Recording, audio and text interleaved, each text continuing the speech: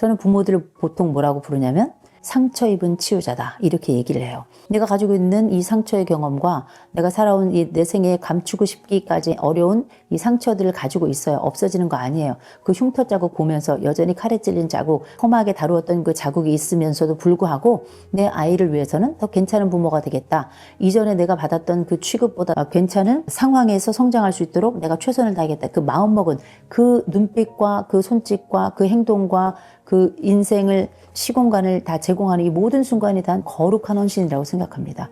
부모들, 인간들이 얼마나 인간을 넘어서는 사람들이라고 저는 생각을 하는 거예요. 가족은 모자이크 같아요. 또 인생도 모자이크거든요. 내 인생을 한번 생각해 보면 내 인생은 내가 원하는 걸로만 주어지는 게 아니에요. 내가 알지 못하고 기억하지 못했던 그 수많은 나머지의 기억과 인생의 조각들은 다른 사람이 가지고 있는 거잖아요. 가족도 마찬가지예요. 가족이라고 하는 덩어리는 여러 개의 개인들이 만들어 놓은 그 모자이크 조각들을 통해 가정이 계속 유지되는데 가족은 동사예요. 그래서 막 움직여요. 어떨 땐 규모가 줄어들고 어떨 땐 규모가 늘어나고 어떨 때는 뭐 색깔이 뭐 푸르딩딩했다가 어떨 때는 뻘거죽죽했다가 어떨 때는 노르스름했다가 이렇게 계속 움직이는 개체거든요. 생물이라고 보시면 돼요. 요새 뭐 우리가 정치가 생물이다 이런 얘기하는데 가족이야말로 생물이에요. 늘 움직이고 같은 순간을 단 하나도 갖지 않는 게 매일 똑같은 순간 같지만 우리가 그 장면도 사람도 그 공간도 같은 경우가 거의 없습니다. 움직임이 다르면 다 우리는 다른 공간 다른 시간 속에 살아가고 다른 관계 속에 살아가니까 이 모자이크의 전체적인 톤이 괜찮다면 이건 괜찮은 거예요. 내 가족의 전반적으로 모질하고 부족하고 좀 안타까운 면이 있더라도 전체적인 톤이 괜찮잖아요. 그러면 이 가족은 괜찮은 가족이에요. 한 개인의 삶이 우리가 뭐 넘어지고 자빠지고 쓰러지고 흔들리고 이런 순간들이 있는 때도 있지만 전반적으로 봤을 때 이 사람의 톤이 밝고 건강하고 건전한 방향을 향하고 있고 이 톤이 괜찮다면 이 사람의 생애도 괜찮은 거거든요. 우리가 독립성과 친밀성, 우리가 가족이 가지고 있는 전반적인 생애의 사건들이 많이 있지만 이 전반적으로 봤을 때 그래도 우리 가족 이 정도는 괜찮아. 우리 가족이 가지고 있는 모자이크가 전반적으로 색이 볼만한 모자이크, 볼만한 작품이라는 얘기고 그리고 앞으로 우리 가족이 좋아지고 싶으면 앞으로의 모자이크를 상상하며 가면 되는 거예요. 마치 정체돼 있고 흔들리지 않고 완전한 단단한 그 벽에 있는 뭐 이집트에 있는 부조처럼 그렇게 움직이지 않는 그런 게 아니라 우리가 왜 모스크 같은 데 보면 이슬람의 모스크 같은 데 보면 다 하나하나의 작품들이 모여가지고 그 조각들, 타일들이 모여가지고 어마어마한 근사한 종교적인 의미까지 갖춘 이런 작품들이 나오잖아요. 그런 것처럼 이 작품들이 딱 들러붙어서 하나의 또 고체로 움직이지 않는 것처럼 보일 수 있겠지만 이 작품들은 계속 해석됩니다. 또 생로병사를 겪으면서 어떤 것들은 무너졌다 다시 복원하면서 제자리를 찾아가고 그러면서 또 새로운 작품이 되잖아요. 그런 것처럼 내가 가지고 있는 이 가족이라고 하는 것들은 계속 우리가 가지고 있는 견고한 모스크 이 부분에 비슷한 측면도 가지고 있지만 모래성 같은 거이기도 해요. 세워졌다 부서졌다 세워졌다 부서졌다 하면서 또 다른 규모를 갖추고 점점 세련돼질 수 있는 거거든요. 그렇게 생각하신다면 가족에 대해서 우리 가족은 불행해, 내 가족이 가지고 있는 점수는 형편없어 이렇게 고정된 값으로 가져갈 것이 아니라 내 가족이 가지고 있는 안 좋은 절대값도 있지만 긍정의 절대값이나 가능성의 기대값도 또 있는 거거든요. 이런 것들을 다 총합해서 내 가족에 대한 가능성까지 그 점수에 넣어보자. 내 가족을 제대로 평가하는 것이다 라고 말씀드리고 싶어요. 내 관계는 인간 안에 인간이에요. 인간 속에 있는 인간. 참 특별하죠. 엄마의 태중에서 첫 번째 생명이 잉태했는데 그 엄마의 태중에 들어온 그 첫 번째 생명이 잉태되기까지는 외부에서 들어온 또 다른 생명체가 있었고 하나의 개체 속에 들어와서 인간 안에 인간을 만들어낸 거예요. 외부가 내부와 만나서 새로운 제3의 존재를 만들어내는 것. 그게 바로 가족이거든요. 이 가족이라고 하는 건 저는 이렇게 얘기합니다. 최초의 입맞춤이다. 신이 인간을 만들 때 뭐라 그랬냐면 아우 좋아 이렇게 탄성을 지르거든요. 그 창조 신화에 나오는 신이 인간을 만들어서 탄성을 지르는 이 순간이 전 어쩌면 인간을 만든 빚어낸 그 순간이기도 하지만 부모가 자식을 낳고 그 첫 번째 탄성을 지를 때 그때의 순간이 그 탄성 자체가 저는 입맞춤이라고 얘기하는 거예요. 그 호흡을 처음 느끼고 울음소리를 듣고 그 존재를 보는 그 순간이 존재가 서로 마주한 순간이거든요. 그건 최초의 입맞춤이다.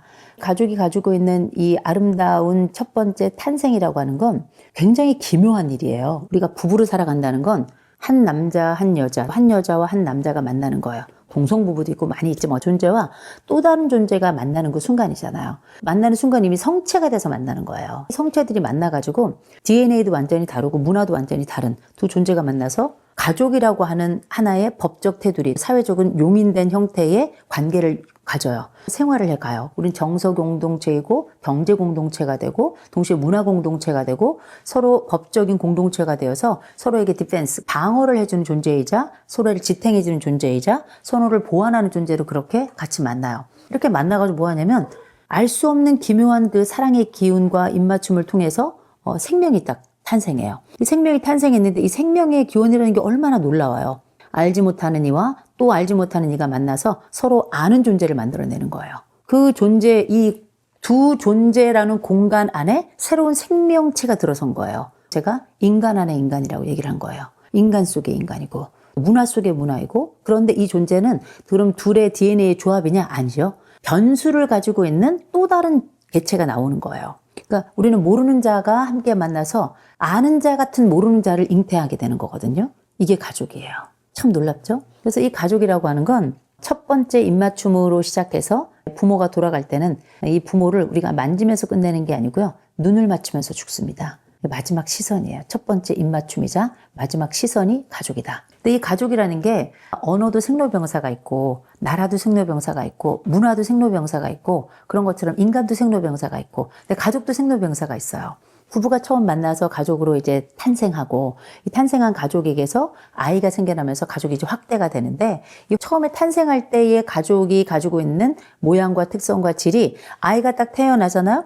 가족의 특성과 질이 완전히 달라져요. 둘째가 태어나죠? 또 달라져요. 셋째가 태어나죠? 또 달라져요. 이건 양적 팽창만의 문제가 아니에요. 이거는 아이가 하나 생겨날 때마다 이 집은 빅뱅이 일어나는 겁니다. 완전히 다른 우주체, 완전히 다른 은하계, 완전히 다른 행성계를 만들어내는 거예요. 우리가 생각하고 있는 이 가족이라고 하는 건 단순히 너와 내가 만났어, 우린 사랑을 했어, 그래서 아이를 낳았어, 아이가 커, 그렇게 우린 나이를 들어가 이런 존재가 아니라는 거죠. 어마어마한 존재들 간의 조우가 발생하고 그 새로운 조우들, 그 새로운 그 관계성을 통해 가지고 서로를 계속 조형하는 겁니다. 아이가 태어나면서 남자와 여자가 부부가 되면서 그때 서로를 낳는다고 생각해요. 서로를 조형, 만들어간다고 생각하는데 아이가 태어나잖아요.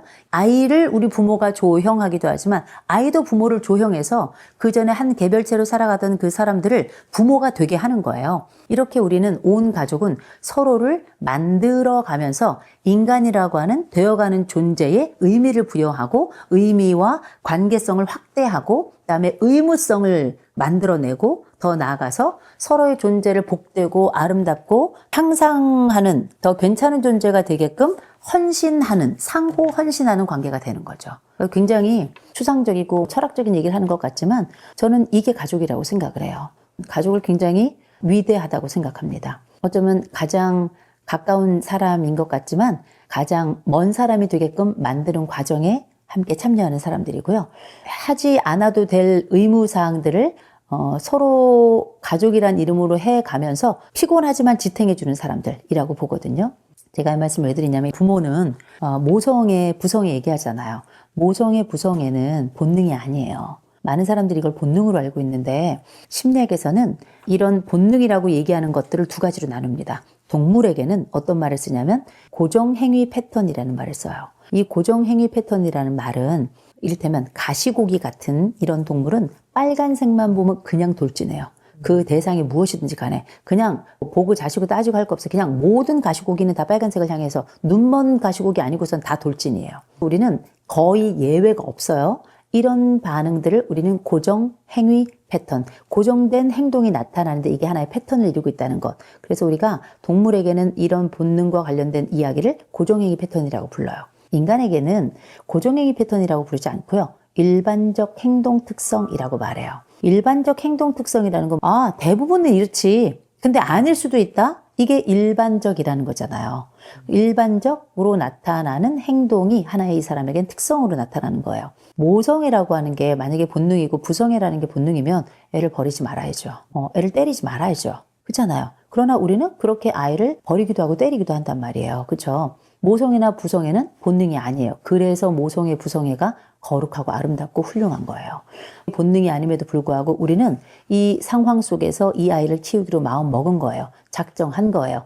우리가 뱃속에 있다고 다 태어나는 거 아닙니다. 태어났다고 다 길러지는 거 아니에요. 그러나 이 아이를 갖고 낳고 그 다음 성장시키면서 기꺼이 나의 권리를 포기하고 나의 시공간을 이 아이를 위해 투자하고 더 좋은 삶을 살아가도록 그렇게 내가 가지고 있는 것보다 내가 성장했던 것보다 더 괜찮은 삶을 가도록 그렇게 키우기로 작정을 한 거예요. 저는 부모들을 보통 뭐라고 부르냐면 상처 입은 치유자다 이렇게 얘기를 해요. 내가 가지고 있는 이 상처의 경험과 내가 살아온 이 내 생에 감추고 싶기까지 어려운 이 상처들을 가지고 있어요. 없어지는 거 아니에요. 그 흉터 자국 보면서 여전히 칼에 찔린 자국, 험하게 다루었던 그 자국이 있으면서도 불구하고 내 아이를 위해서는 더 괜찮은 부모가 되겠다. 이전에 내가 받았던 그 취급보다 괜찮은 상황에서 성장할 수 있도록 내가 최선을 다하겠다. 그 마음먹은 그 눈빛과 그 손짓과 그 행동과 그 인생을 시공간을 다 제공하는 이 모든 순간에 대한 거룩한 헌신이라고 생각합니다. 부모들, 인간들이 얼마나 인간을 넘어서는 사람들이라고 저는 생각을 하는 거예요.